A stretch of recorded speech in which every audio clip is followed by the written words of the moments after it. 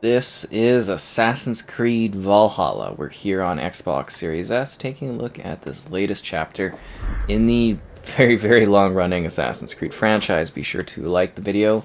Subscribing is great as well. And am I a bit late on this? Who's to say? It is nice to finally take a look at this one on the platform and maybe clear up some space as well for my hard drive. So this one has a couple modes on Series S. It has the initial 1440p dynamic mode at 30 FPS, which we'll show later. That one's more hitting like 1300p. Right now we're on the high frame rate, or well, the performance mode, which is, I believe, 1080p dynamic, but it's more like 1800p or something like that. Oh, I am so sorry. For the kill on the casual, I don't know, civilian. Did definitely not mean to do that.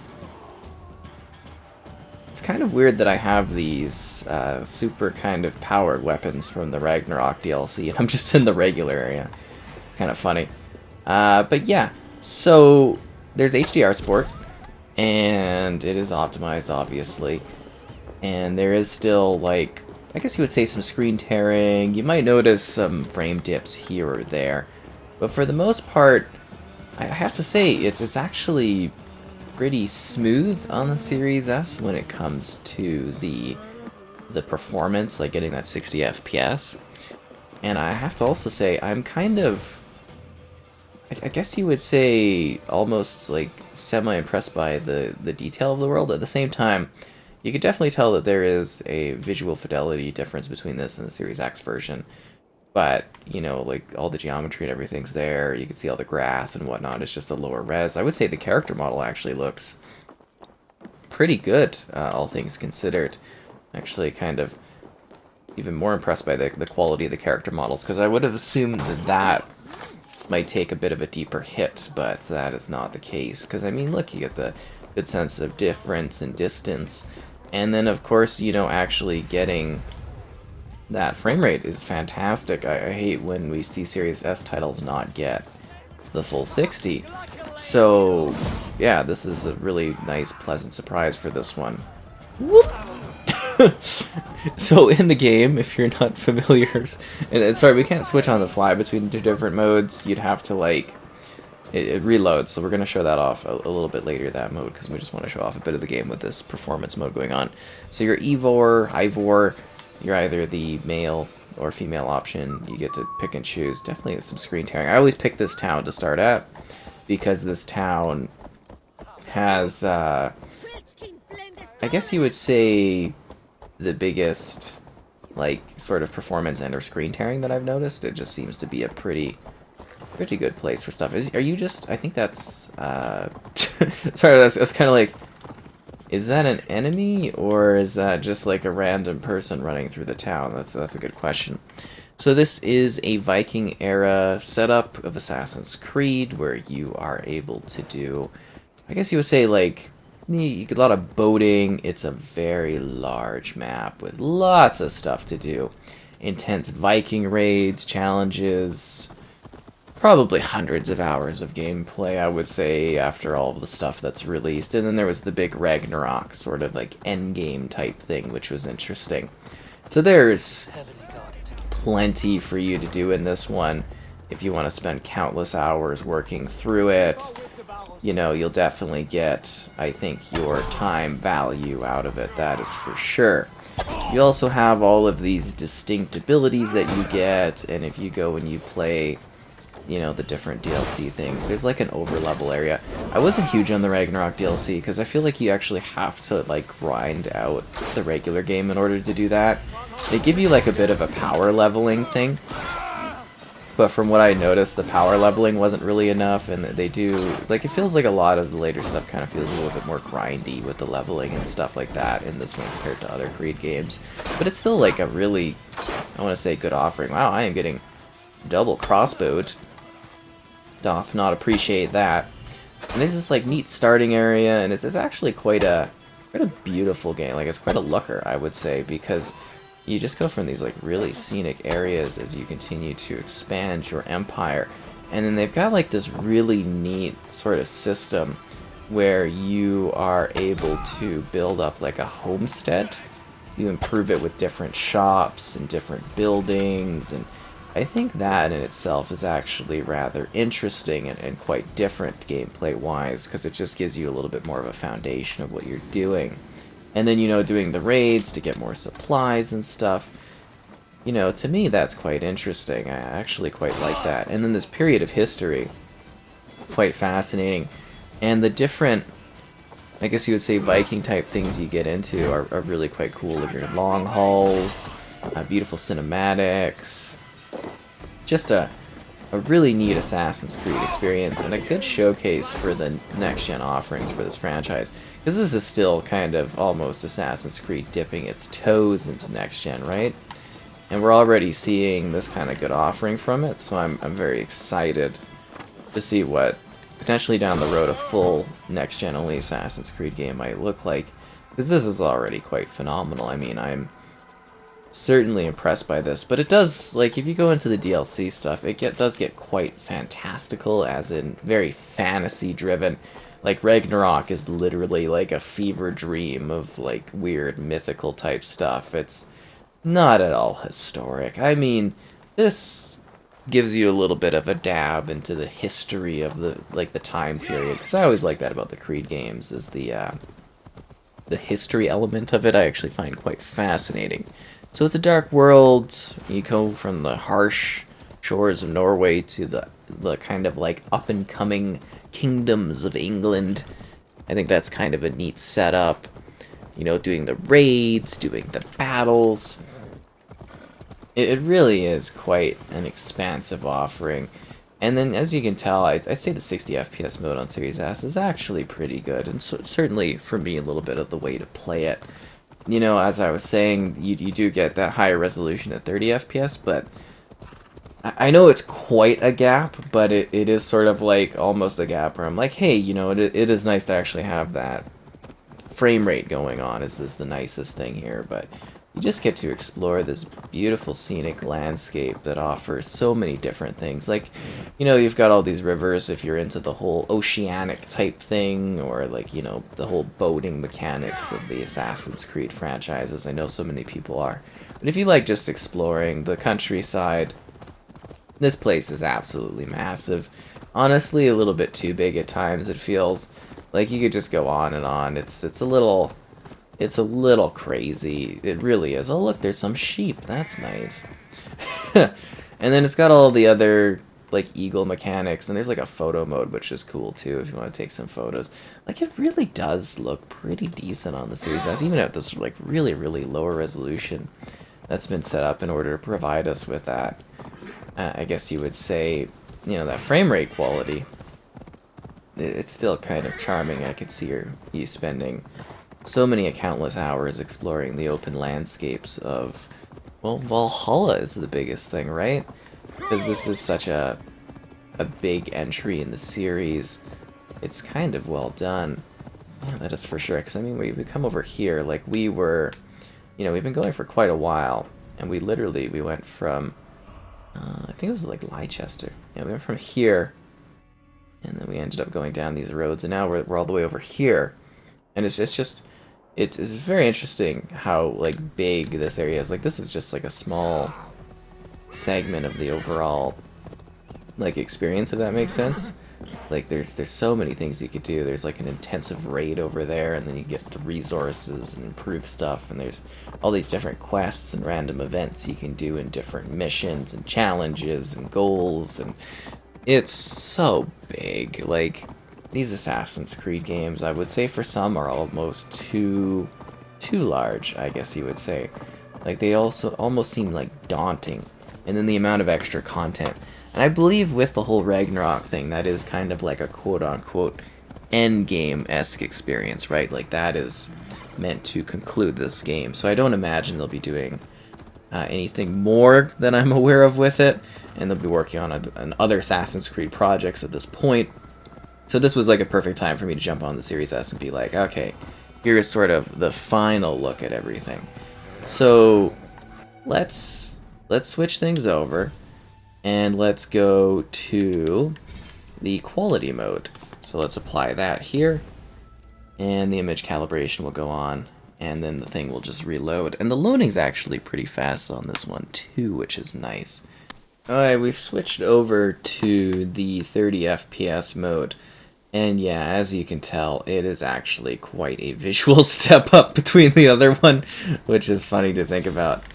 But yeah, you can definitely see that there is a visual quality improvement, but it doesn't feel nearly as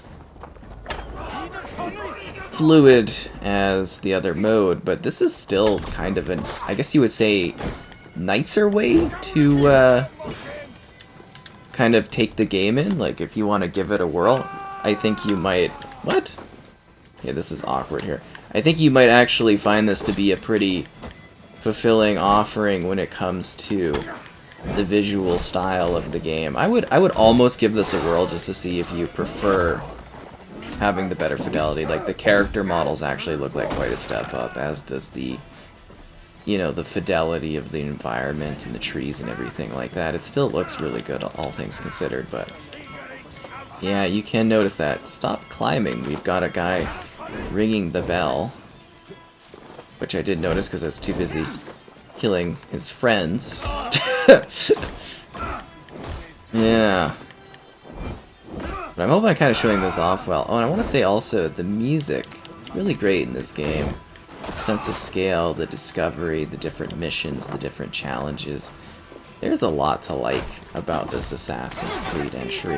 I think Valhalla is definitely one people have been into, as it does enhance a lot of mechanics of the previous ones, keeping like reminding yourself. And okay, we're just gonna jump into the fact that it's in line with the ones that came before it, is what I was trying to get to. You know, the fact that this is very similar to Origins, which was a refresh for the franchise that was followed by Odyssey.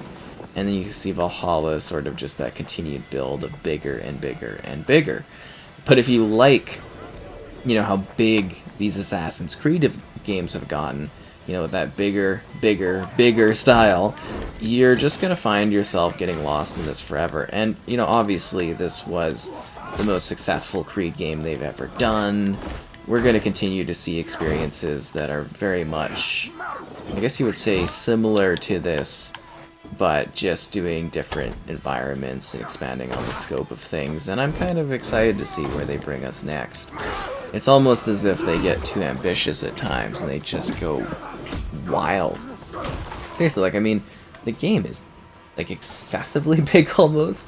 But at the same time, if you're someone that's come to expect that from these Assassin's Creed games, that's what Ubisoft gives you. Big, massive open worlds, intense graphic gameplay, some historical bits, and some more fantasy. This is just that next step where they take things so further. Like, the main story itself is incredibly long, and then, you know, you've got all this extra stuff you can do and this, like, late game content. It's genuinely an impressive offering. I think so many people are just completely in love with this particular package. We're doing a raid. I mean, I've killed everyone here. Okay, well. Let's hit the bastards. Hey, can't do this alone. Is there anyone left for us to kill during this raid? I kind of, we sort of killed everybody. But oh right, okay. Nice of you guys to come in and give me a hand here. Alright, what do we get? Raw materials! Oh, think of all the things we can build together. Raids are pretty cool though. You sound the horn, usually you come from your boat. Everybody jumps in, they start battling and stuff. It's really, really quite an experience. Like, if you're all into the Viking thing, which seems to be pretty big right now, it's Viking stuff, I think you're gonna have like a riot of a time with this game. Like, it's there's a lot to this one. We finished the raid here. Is that because I literally killed every single person in this town by myself? Yeah, what a shocker. It's so nice of you guys to come in and lend a hand, you know. I appreciate the effort, all of you guys. And then of course, you know, you can't Can't have the magic of Creed without going on a little bit of a boat ride. Yeah, and then you can, of course, you know, go and do all the fantasy endgame type stuff. Like, we could fly over there. I just found it to be such a pain to do that, due to, like, the difficulty and everything like that. It was really odd. I don't know why I was having problems to the degree that I was. Whereas the main game, I don't recall really having those issues. Oh, that was awkward. But, yeah, I don't know. I really did. I struggled with that endgame stuff. Like, even with the whole, like, level bump up that they give you. I really didn't feel that sufficed, and that was really disappointing to me, because I was going in hoping I was going to have a really fun time, and I really didn't. But here on Series S, I mean, this is a pretty fine way to play this game. I would maybe suggest going with the 60 FPS, and I think you'd really appreciate that fluidity level and really feeling like a bit more next-gen. But at the same time, I think almost resolution-wise, this kind of makes the Series S feel like it punches above its weight class, because it does look really good. I mean, yeah, I think this actually does present the world in a very, very beautiful way. And I'm wondering, as we get more of a focus on next gen, are we going to see some more impressive things out of the Series S when it comes to Assassin's Creed? You know, what exactly is going to happen there? I am very, very interested to see the future of that aspect of this franchise. It's a weird thing to be like jumping in here and being like, oh yeah, we're finally checking out the game, but really, you know, it's been out a really long time. I don't know how intrigued people are going to be at this point of taking a look at it, but it is kind of, you know, I checked it out at the beginning of, like, well, before it even launched, you know, so I guess the beginning or even the pre of its journey, and now kind of coming here when it's wound down, and there's like not really anything too majorly big that I think they're going to change. It's very interesting to see how much it's come along over the years. It's kind of fascinating, again, that it's been literally years, the adjustment between the games. I find that so crazy how fast time flies. And I mean, this won't be the last time I jump into Valhalla, let's be real here. I will certainly revisit this on, like, future consoles and, you know, stuff like that. I definitely will have more adventures, Viking-wise, in the years to come, I would imagine. There's plenty more for me to do. Oh, and I guess I should mention the different time of day elements that come into play, and, you know, the weathering stuff that can happen. They've really crafted an expansive, exciting, and dynamic world that you get to find yourself within. Find yourself getting lost in, as you can just waste away the days and the hours playing this game. Seriously, like, I know some people that just literally spend hundreds of hours playing Assassin's Creed titles. I'm always genuinely impressed, because I'm just like, whoa. You know, I really wish I had the time to kind of sit here and do these, because you have to, like, you essentially have to review these games when they first come out over, like, a weekend. What would we be rating? There's nothing left here to rate. What? Start raid. It's not raid around here. Unless it's talking about, like, raiding extra little hidden point things. I don't know. Maybe there's some supplies that I left behind. Who's to say? It doesn't matter. But, yeah. You know, you basically have to grind out this whole thing over a weekend. And it's just, like, it's kind of crazy, to be honest, when they get you to do that sort of stuff. But that's part of the job, some would say, that you have to do that kind of thing. But no, it's nice to be here in Valhalla, taking a look at it in the Series S. Obviously, we showed off the higher frame rate at the beginning. Now we're showing you the higher resolution. I think both modes kind of offer something distinct and different in their own way. And I think it's not too much of an issue to switch between them. So anyways, I hope you enjoyed this look at Assassin's Creed Valhalla. And good luck with your many Viking adventures that I'm sure are to come. What is going on there? Okay, that's odd.